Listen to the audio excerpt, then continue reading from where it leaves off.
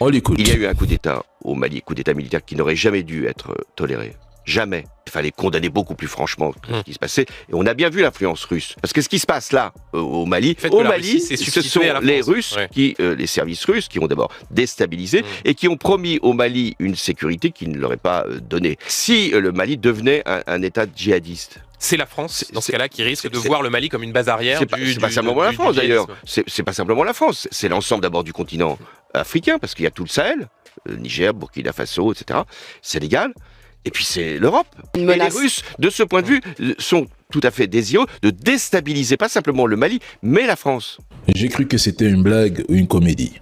Le coup d'État du président Assimi Goïta n'aurait jamais dû être toléré.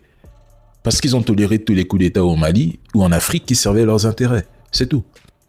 Il oublie qu'un des renversements de pouvoir les plus spectaculaires de la décennie, maquillé en révolution colorée Made in Occident, a eu lieu en Ukraine en 2014 pendant son propre mandat.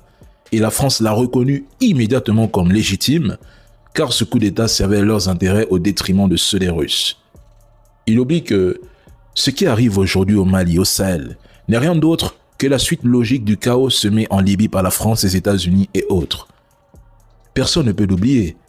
Personne ne peut le balayer d'un revers de main. C'est l'erreur stratégique et politique de Paris, portée aussi bien par Sarkozy que par Hollande.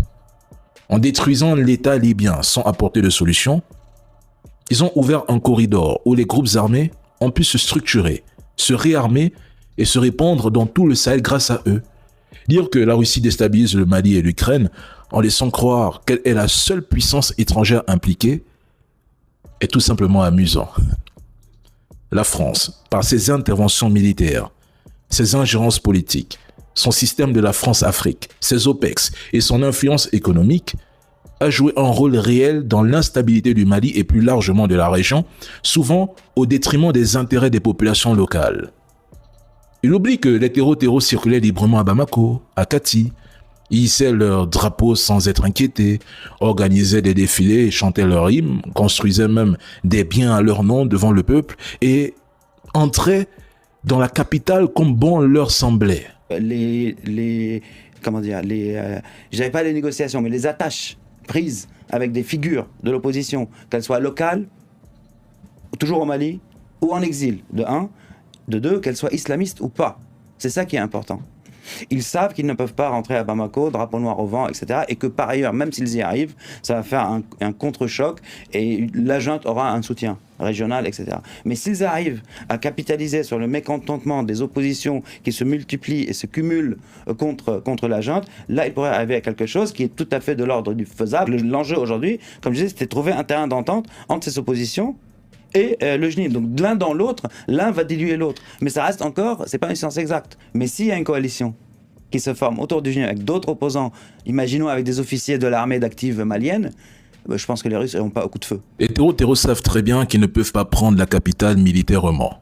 Face aux murs de Bamako, aux blindés, aux drones et aux FAMA qui tiennent désormais le centre de gravité, ils se casseraient les dents dans un bain de sang qui signerait leur propre anéantissement. Donc, le calcul est glacial. Infiltrer, corrompre, instrumentaliser l'opposition politique, les imams d'ICO, les partis dits souverainistes, certains cadres frustrés, jusqu'à des officiers qui haïssent encore plus le général Assimi Goïta que les terreaux pour créer la paralysie totale de l'intérieur. L'objectif n'est pas de marcher sur le palais de Koulouba avec des drapeaux noirs. Mais l'objectif, c'est de faire tomber le régime par implosion, par des grèves, des manifestations géantes, des désertions en cascade, un coup d'État néocolonial, par un chaos institutionnel assez long pour que l'État malien s'effondre de lui-même et que les terreaux n'aient plus qu'à cueillir les morceaux comme des hyènes sur une carcasse déjà à moitié dévorée. Le GNIM veut exactement ce que voulait l'EI à Bagdad en 2014, que les chiites et les sunnites modérés s'entretuent d'abord entre eux pour que eux arrivent ensuite sans tirer une balle. C'est la même partition jouée à Bamako. Ils ne veulent pas perdre la guerre en attaquant l'armée. Ils ont besoin de gagner et que les Maliens se battent entre eux et la perdent pour eux. Et l'opposition joue parfaitement ce rôle en croyant que les terreaux